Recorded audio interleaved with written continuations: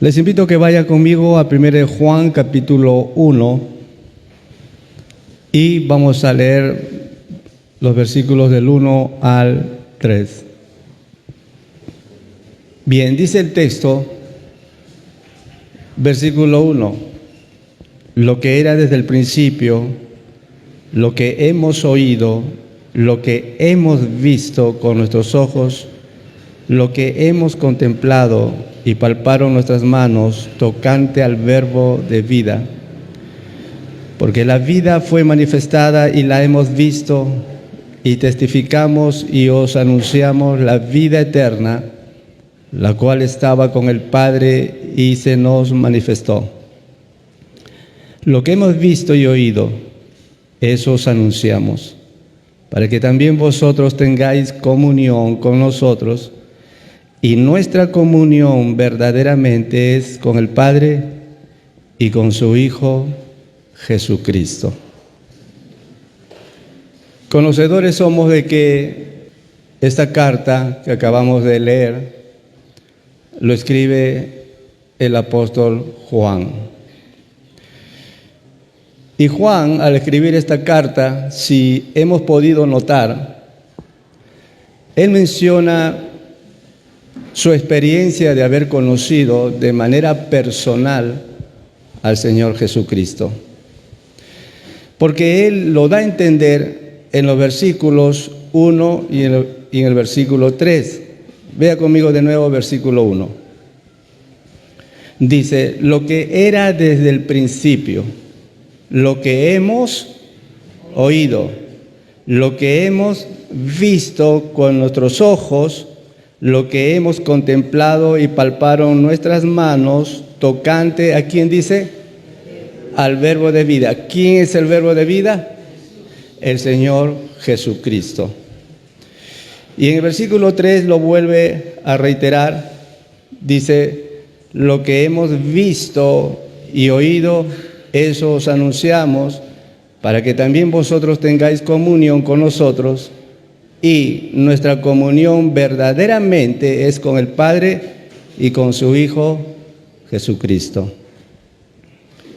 Y aquí podemos observar que hay dos palabras que menciona el apóstol Juan. La palabra vio y oyó. Y cuando Juan dice en el versículo 1, lo que era desde el principio, lo que hemos oído, lo que hemos visto con nuestros ojos, lo que hemos oído. Eso se entiende de que el apóstol Juan, él escuchó, él oyó las enseñanzas del Señor Jesucristo.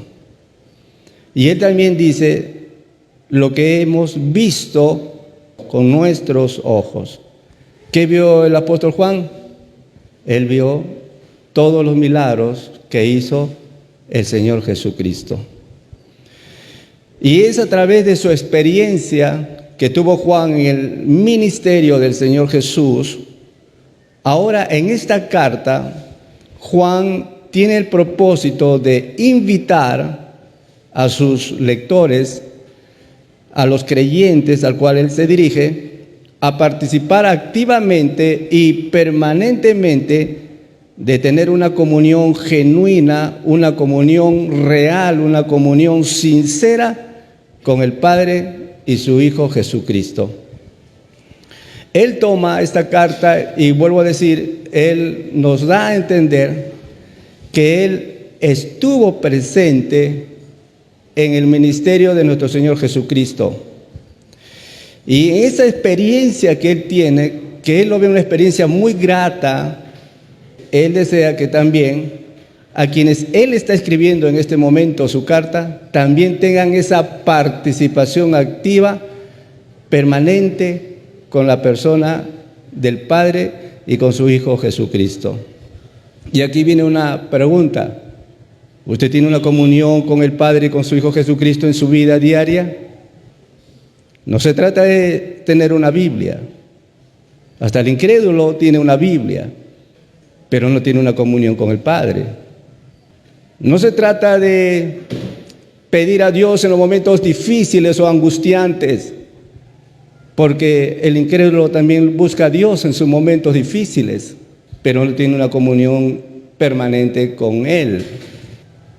Así que no se trata de decir yo soy cristiano, porque muchos también dicen lo mismo, pero no tienen una comunión con el Padre y con su Hijo Jesucristo. Entonces, esto nos tiene que llevar a la pregunta: ¿realmente mantengo una comunión permanente y diaria con Dios? Juan entendió que al tener comunión con el Hijo, a la vez se tiene comunión con el Padre. Vea conmigo los siguientes textos bíblicos. San Juan, capítulo 5, versículos 22 y 23. Dice el versículo 22: porque el Padre a nadie juzga, sino que todo el juicio dio al Hijo, para que todos honren al Hijo como honran al Padre. El que no honra al Hijo, no honra al Padre que le envió. Ahora vea conmigo, 1 Juan capítulo 4, versículos 14 y 15. Versículo 14: y nosotros hemos visto y testificamos que el Padre ha enviado al Hijo, el Salvador del mundo. Versículo 15: todo aquel que confiese que Jesús es el Hijo de Dios, Dios permanece en Él y Él en Dios. Juan dice, en primera instancia, el que no honra al Hijo, no honra al Padre que le envió. Y luego dice en este versículo 15, todo aquel que confiese que Jesús es el Hijo de Dios, Dios permanece en Él y Él en Dios. Así que Dios permanece en aquella persona que ha confesado a su Hijo Jesucristo en su vida. Es decir, si yo he confesado a Jesús que es el Hijo de Dios, he confesado que Él sea mi Señor, he confesado que Él sea mi Salvador, si he decidido que Jesús sea mi Señor y Salvador, entonces Dios permanece en mí y yo en Él. Quiero que vea conmigo el mismo primera de Juan, capítulo 2, versículo 23. Dice el versículo 23, todo aquel que niega al Hijo, tampoco tiene al Padre. El que confiesa al Hijo, tiene también al Padre. Estos versículos son claros. Lo que está diciendo es que si una persona quiere tener una comunión, una relación con el Padre, le es indispensable tener a Jesús, tener al Hijo. Porque si usted intenta tener una relación con el Padre sin tener al Hijo en su vida, en su corazón, sin haber recibido a Jesús, la Biblia dice que si usted niega al Hijo, también está negando a la vez al Padre. Usted no puede pasar por alto la condición que Dios establece en su palabra. Él dice, ¿quieres tener una comunión conmigo? Si quieres tenerla, te es necesario dos cosas en la vida. Primero, arrepiéntete de tus pecados. Me has fallado muchas veces, has pecado contra mí en la vida. Y te es necesario que yo te perdone todos tus pecados. Segundo requerimiento que hace Dios para que Él sea nuestro Padre y mantengamos una comunión con Él es que Él desea que nosotros confesemos a Jesús en nuestras vidas y recibamos a Él en nuestros corazones. Así que, bien claro dice este texto, dice, el que confiesa al Hijo, tiene también al Padre. Muy bien. Por lo tanto, en la comunión nos unimos al Padre y a la vez nos unimos al Hijo, a Jesús. En la comunión somos uno con el Señor y Él es uno con nosotros. Mire, tal vez me diga, pastor, ¿qué es la comunión con Dios en realidad? La comunión con Dios en su forma más básica es estar de acuerdo con Él en todas las cosas. Presta atención a lo que estoy diciendo. Si usted quiere saber si está en comunión con Dios, pues la definición es esta. La comunión con Dios en su forma más elemental, más básica, es estar de acuerdo con Él en todas las cosas. Mire, Dios no se va a poner de acuerdo con usted ni conmigo. Dios ya estableció los acuerdos y somos nosotros los que deberíamos aceptarlos y vivir estando conformes a las cosas que Él estableció. Quiero que entienda lo que trato de decirle. Dios pone los puntos sobre la mesa, usted no. Él dice, Mario, Carla, Fátima, Raúl, Él dice, haremos las cosas de esta manera, a mi voluntad, no a tu manera, no a tu voluntad. Tú no puedes ponerles condiciones a Dios en la vida. Tú no puedes decirle, Dios, si tú haces esto por mí, yo te voy a seguir. Tú no puedes poner los acuerdos.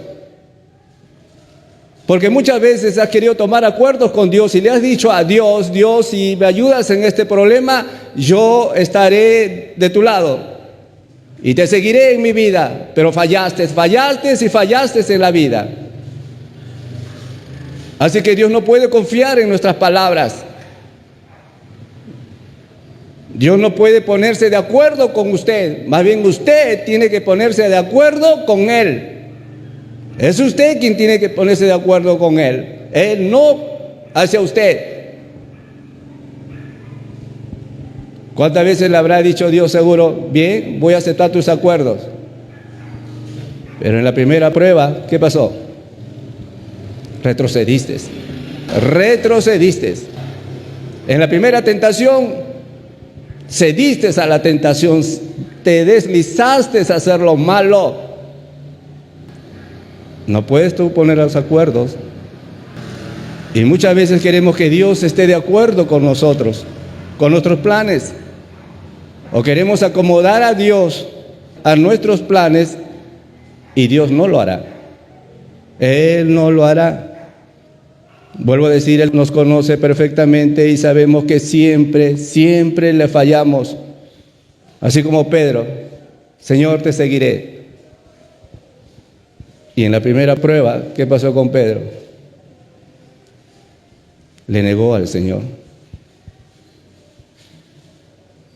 Quiero que entienda que Dios es el que pone los puntos sobre la mesa, usted no. Dios no está de acuerdo con nuestra justicia. Jamás lo hará. Él está en desacuerdo con la justicia, entre comillas, de los hombres. Porque la Biblia dice que todas nuestras justicias, ¿cómo son? Son como trapo de inmundicia, no sirven. No sirven. Eso está en Isaías 64, versículo 6. Pero también la Biblia nos hace recordar que Dios tampoco está de acuerdo con nuestros pensamientos ni con nuestros caminos. Quiero que vea conmigo Isaías capítulo 55, versículos 7 al 9. Dice versículo 7, deje el impío su camino y el hombre inicuo sus pensamientos. Y vuélvase a Jehová, el cual tendrá de él misericordia, y al Dios nuestro, el cual será amplio en perdonar. Porque mis pensamientos no son vuestros pensamientos, ni vuestros caminos mis caminos, dijo Jehová.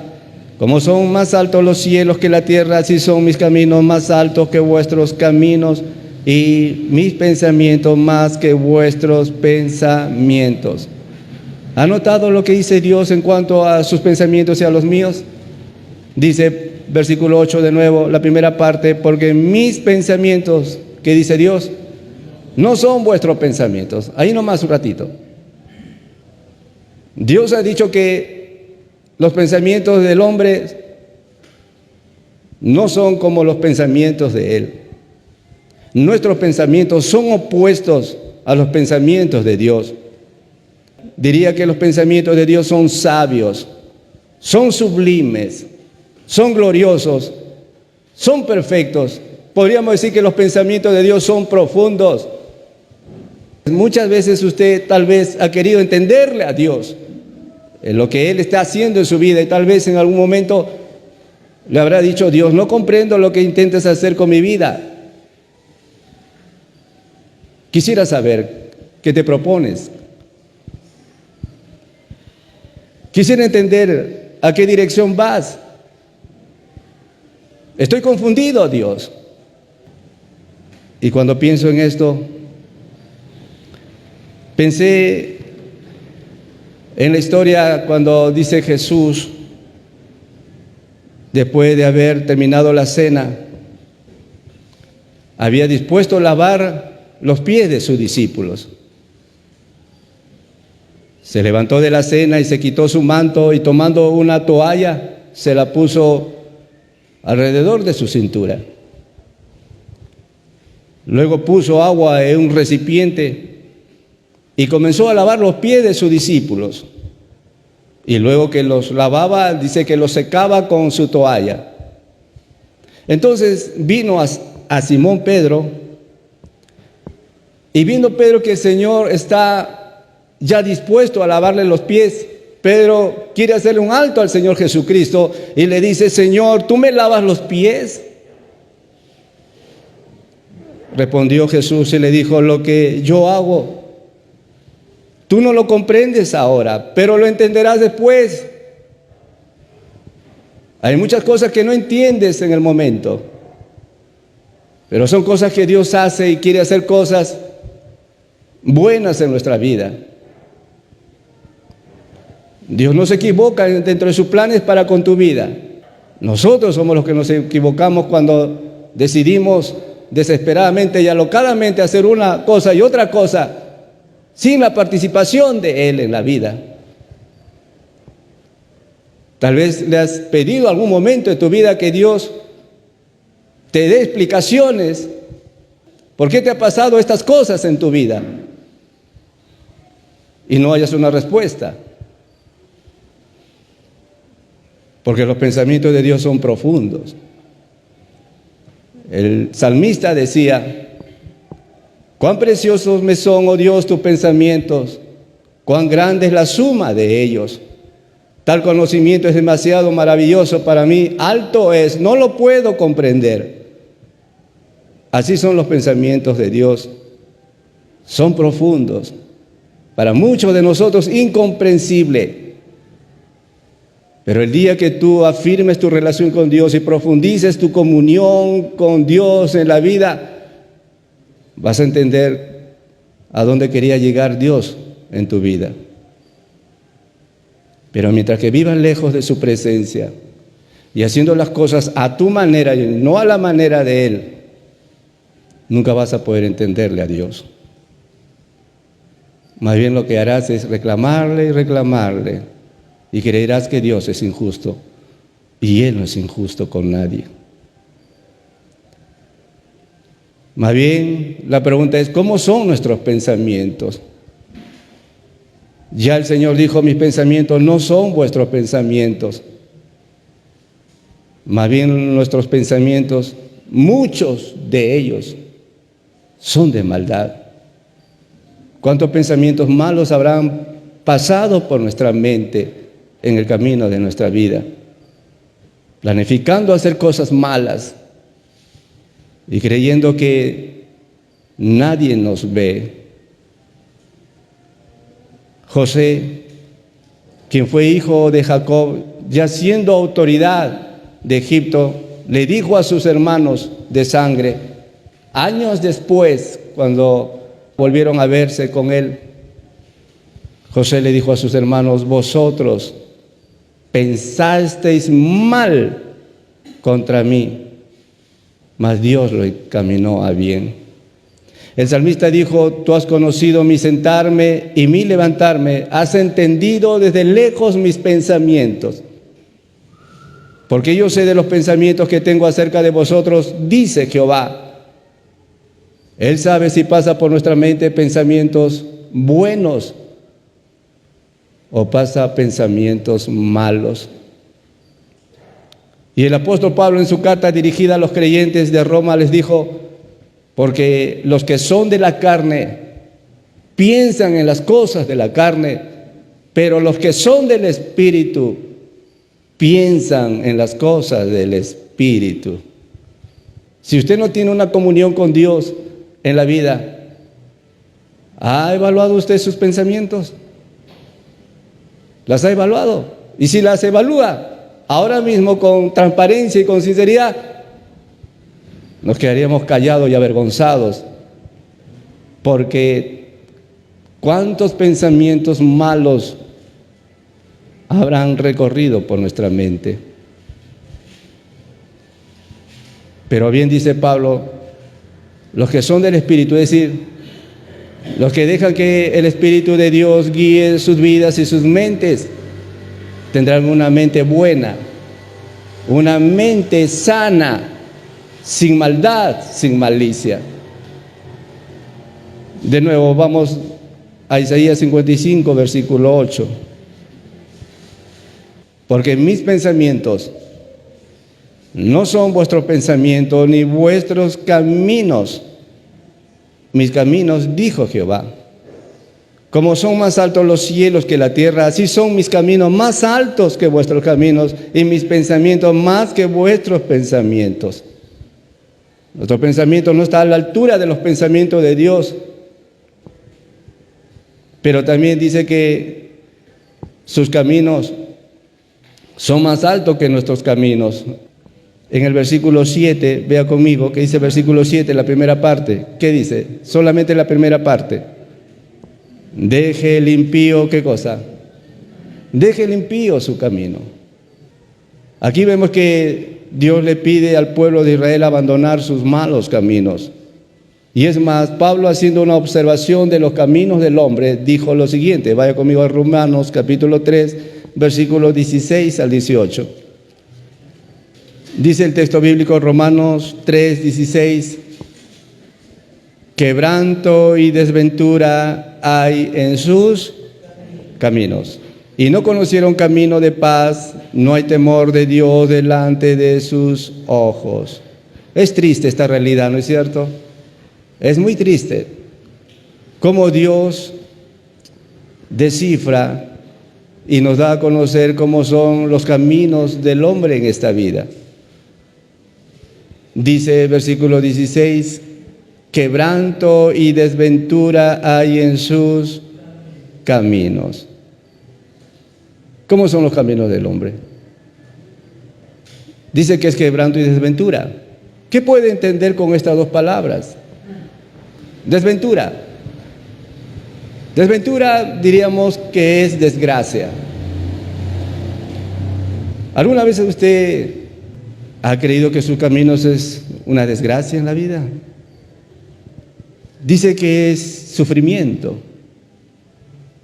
Dice que el camino del hombre es dolor. El hombre se siente desdichado. Así son los caminos del hombre.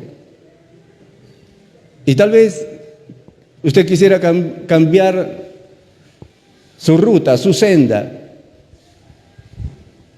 No haber nacido en el hogar donde usted ha nacido. En algún momento le habrá reclamado a Dios, Dios, ¿por qué no me hiciste nacer en otra familia? Tal vez hubiese tenido otras opciones mejores de las que no los tengo ahora. Mi andar y mi camino en la vida hubiese sido diferente. Pero así es la vida del hombre. quebranto y desventura. No conocieron camino de paz. Y en su carta a Timoteo, el apóstol Pablo describe el camino del hombre, cómo sería en los últimos tiempos. Segunda de Timoteo, capítulo 3, versículos del 1 al 5. También debes saber esto, que en los postreros días vendrán tiempos peligrosos, porque habrá hombres amadores de sí mismos, avaros, vanagloriosos, soberbios, blasfemos, desobedientes a los padres, ingratos, impíos, sin afecto natural, implacables, calumniadores, intemperantes, crueles, aborrecedores de lo bueno, traidores, impetuosos, infatuados, amadores de los deleites más que de Dios, que tendrán apariencia de piedad, pero negarán la eficacia de ella. A estos evitas. Pero después de haber visto y leído estos pasajes bíblicos y observar la condición del hombre, tanto en su vida moral y espiritual, pregunto, ¿cree usted que Dios podría estar de acuerdo con los planes, con las ideas, con los pensamientos y los caminos del hombre? No. Imposible. Es imposible que Dios esté de acuerdo con sus pensamientos, con sus caminos, porque ni nuestro pensamiento ni nuestros caminos se alinean o van en la misma dirección que los pensamientos de Dios y que los caminos del Señor. Hemos desviado nuestros caminos. No vamos en la misma dirección de lo que Dios piensa. Ahora mismo, apelando a su conciencia honesta, vamos a apelar a nuestra conciencia. Digamos así que usted no conoce la Biblia, no la conoce bien, solamente conoce algunos rasgos de la palabra del Señor. Pero bueno, no vamos a apelar a la Biblia en este momento, digámoslo así. Vamos a apelar a nuestra conciencia. Si apelamos a nuestra conciencia, pregunto, ¿estará de acuerdo Dios con su manera de hablar, por ejemplo? ¿Cómo son sus conversaciones? ¿Qué palabra usa? Cuando usted conversa con alguien, ¿qué palabras usted usa? ¿Le agradará a Dios la forma y la manera como usted se expresa? ¿Habla siempre mal de alguien? ¿Lo juzga constantemente? ¿Siempre le parecen mal las cosas que hace la persona a quien a su parecer no le cae bien? ¿Sabe lo que dijo Jesús? Él dijo, de la abundancia del corazón habla la boca. Usted y yo hablamos lo que abunda en nuestro corazón.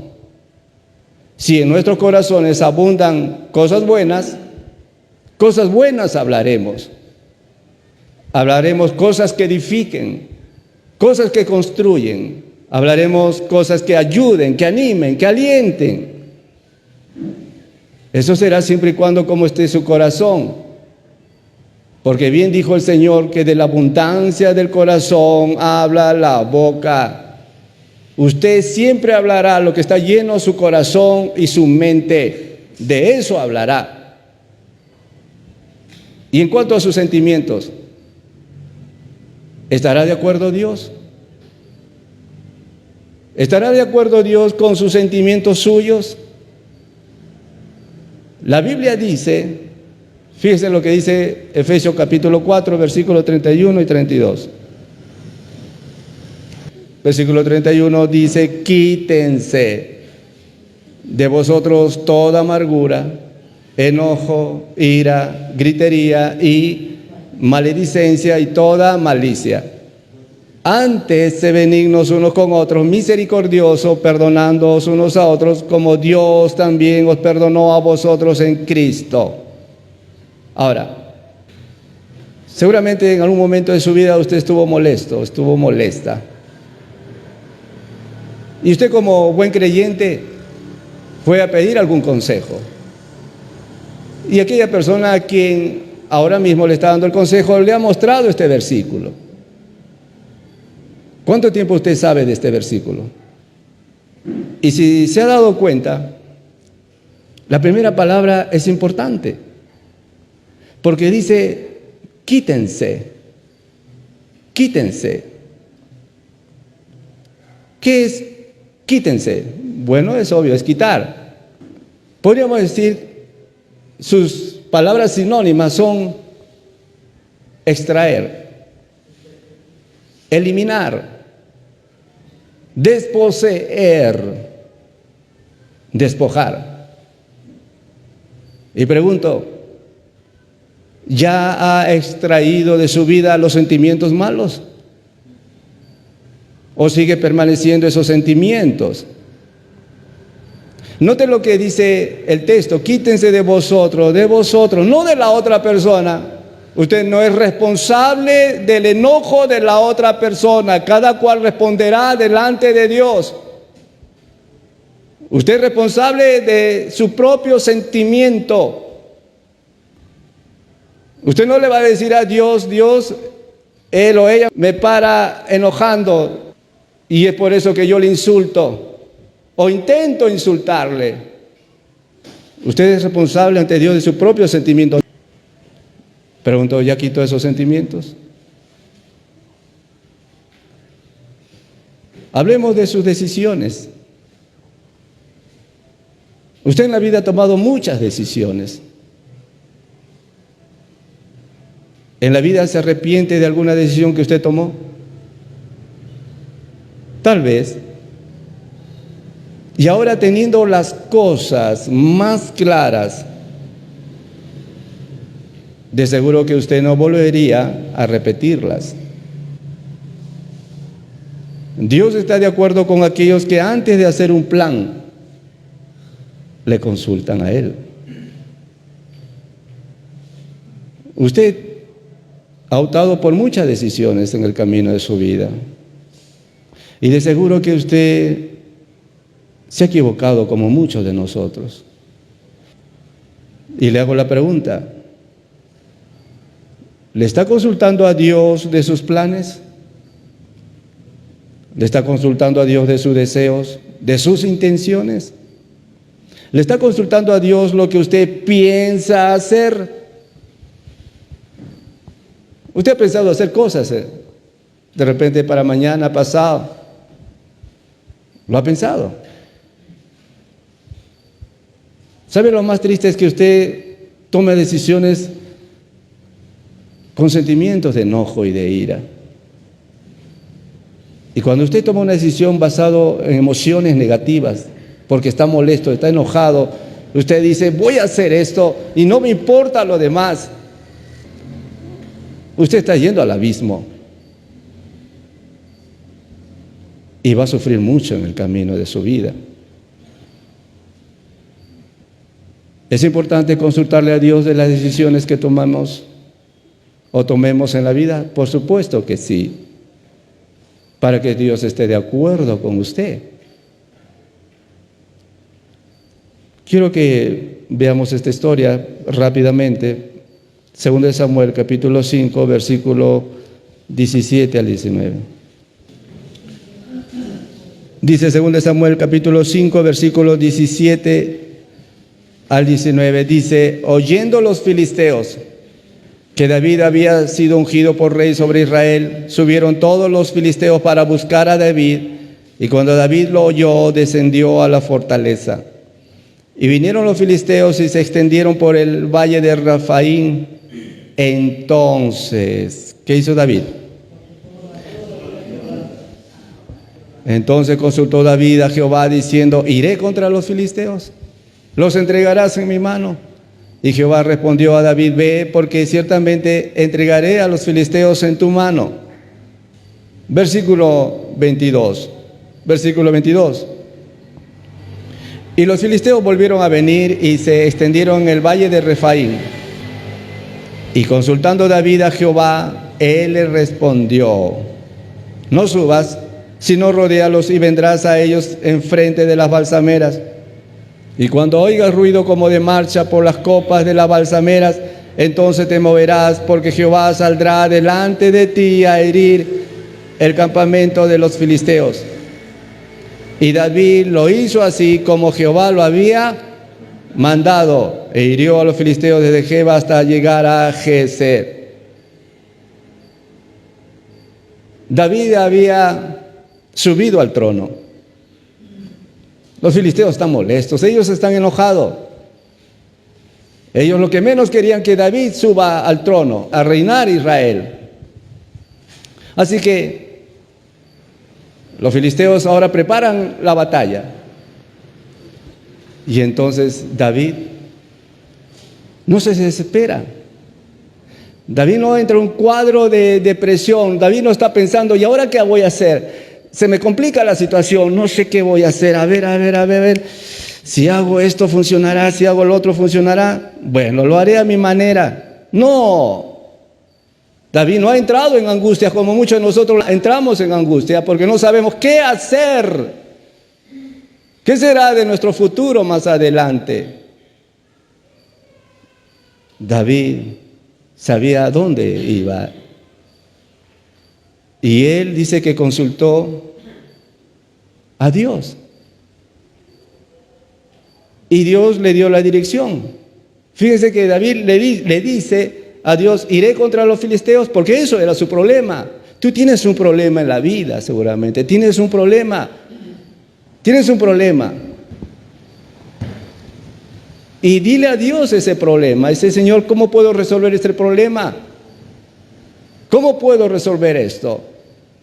De la manera tal que yo no pueda dañar o lastimar a otras personas. ¿Saben? Lo peligroso es que muchas veces en desesperación hacemos o procedemos violentamente y lastimamos a otros. Porque no consultamos con Dios, porque no hablamos con Dios en el camino de nuestra vida. Y David le dijo a Dios, iré contra los filisteos, los entregarás en mi mano. Y Dios le dio una respuesta. Dios le dijo, bueno, anda.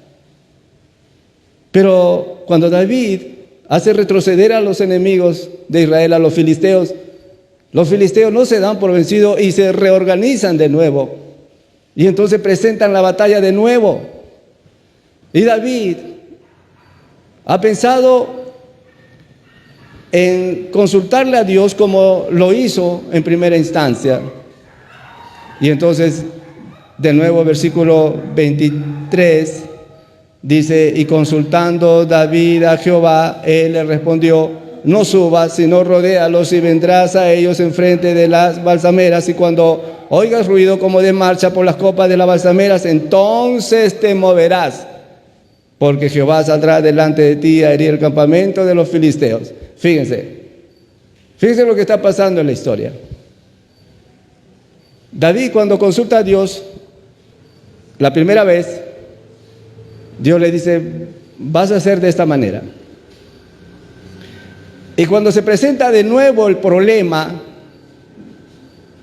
y David le consulta a Dios, Dios le dice, bueno, ahora vas a hacer de otra manera. Cuando pienso en esto, pensé en lo siguiente. Dios tiene muchas formas, muchas maneras de cómo puedes enfrentar tu problema. En la primera, Dios le dijo, ataca de frente, le dijo a David. Ataca de frente. Pero en la segunda vez no le dice ataca de frente. ¿Qué le dice? Rodéalo. Anda por la retaguardia. Ya no lo voy a hacer como la primera vez, ahora te voy a dar otra estrategia. Así hace Dios. Muchas veces nuestros problemas que nosotros queremos resolver no es como nosotros quisiéramos que así se resuelvan. Dios tiene sus formas y sus maneras como resolver un problema que nos atañe en la vida. Porque Él es sabio, porque Él conoce cómo pueden ser las cosas para favorecernos. Pregunto, ¿le consultas a Dios en la vida? ¿Las cosas que haces? ¿Qué estás pensando hacer ahora mismo? ¿O qué piensas hacer? ¿Has hablado con Él? o estás enojado, enojada porque hay cosas que no están funcionando. Recuerda que no es a tu modo, es a la manera de Él. Entonces,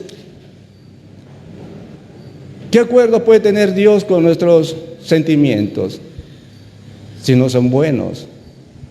¿Qué acuerdo puede tener Dios con nuestros corazones si nuestros corazones muchas veces se inclinan hacia el mal?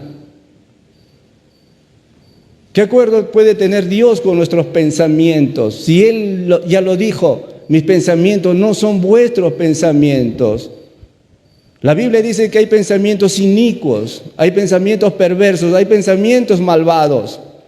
Fijémonos en lo que nos registra la Biblia de algunos personajes que tuvieron pensamientos de maldad, fueron pensamientos perversos, viles. Comenzando con Caín, por ejemplo. Y dijo Caín a su hermano, salgamos al campo, y aconteció que estando ellos en el campo, Caín se levantó contra su hermano Abel y lo mató. Caín ya había premeditado en su mente la manera de buscar la ocasión de asesinar a su hermano Abel. Hablemos de Esaú. Esaú tenía un hermano que se llamaba Jacob. Luego que Jacob recibe la bendición de la primogenitura de parte de su padre Isaac, Esaú, al saber que su propio hermano Jacob le había robado la primogenitura bajo un engaño, Esaú dice que le aborreció a Jacob. Y Esaú dijo en su corazón, llegarán los días de luto de mi padre y yo mataré a mi hermano Jacob.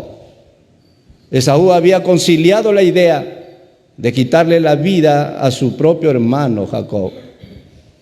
¿Y qué hay de Amnón? Amnón, este joven violó a su propia hermana, la ultrajó, a su hermana Tamar. Su deseo de lascivia lo llevó a planear cómo acostarse con su hermana y lastimarla. ¿Y qué hay de Amán? Amán, este personaje que tramó la destrucción de los judíos. Él pensaba cómo acabar con todos los judíos. Herodes, el rey que le dijo a los magos del oriente, cuando halléis la dirección del niño, hacédmelo saber para que yo también vaya y le adore. Pero eso era mentira. Herodes tenía en su mente matar al niño Jesús. ¿Y qué hay de los religiosos en los tiempos de Jesús? Estos fariseos, escribas, sumos sacerdotes, que por envidia, que por celos, buscaban la ocasión de entregar al Señor Jesús a las autoridades romanas para que estas autoridades lo condenaran al Señor Jesucristo. Buscaron la forma cómo entregárselo al imperio romano para que crucifiquen a Jesús. Por lo tanto, podemos concluir con nuestra enseñanza de hoy que Dios no se acomoda a nuestros planes. Jamás Dios se acomodará a nuestros planes porque somos seres que pecamos constantemente. Y asimismo nuestros caminos no van en la misma dirección que los caminos de Dios. Hay formas en que uno como creyente pierde su comunión con Dios. ¿Cuántas veces en el camino de nuestra vida hemos perdido nuestra comunión con Dios? Y uno de ellos, de la manera como un creyente puede perder su comunión con Dios, uno de ellos es el pecado. Pero también he considerado que un creyente puede perder su comunión con Dios a través del desánimo. El desánimo no es sino un sentimiento que viene al ver que las cosas no marchan de acuerdo a nuestras expectativas. Y muchas veces han sido nuestros planes, no los planes del Señor. Pregunto si usted está acostumbrado a planificar sus cosas consultándole a Dios. Mire, cuando usted no le consulta a Dios de lo que usted pretende hacer, eso significa que son sus propios planes, no las del Señor. Y cuando nos hemos sentido frustrados, nos hemos desanimado. ¿Cuántas veces en el desánimo nos hemos descuidado nuestra relación y comunión con Dios? Porque así es. En el desánimo no tenemos fuerzas para buscar a Dios. En el desánimo no tenemos ni la voluntad ni la buena disposición para seguir al Señor en nuestra vida. En el desánimo no tenemos voluntad para leer la Biblia. En el desánimo no tenemos voluntad para orar. En el desánimo no tenemos voluntad ni menos como para venir a alabar y adorar a Dios en la iglesia. El desánimo nos desconecta de nuestra comunión con Dios, nos distancia. Y no solamente nos distancia, sino que a la par vamos quejándonos de Dios. ¿No será que Dios no puede hacer cosas que Él quisiera hacer por nosotros porque está en desacuerdo con nuestras ideas? ¿Está en desacuerdo con nuestros pensamientos? ¿Usted cree que Dios puede estar en desacuerdo con nuestro comportamiento, con nuestro carácter? Pregunto, esta semana nos hemos molestado de algo seguramente. Inclusive seguramente desde temprano del día, molestos, enojados. ¿Qué palabras usó? ¿Qué pasó por su mente? ¿Sus sentimientos cómo están? ¿Estará de acuerdo Dios con lo que significa su vida ahora mismo? Dios nunca se va a poner de acuerdo con usted. Usted tiene que ponerse de acuerdo con Él. Él pone las cosas en la mesa. Y lo único que usted tiene que hacer es decirle, Señor, estoy de acuerdo con lo que tú me dices que haga. Pregunto, ¿necesitas volver a Dios?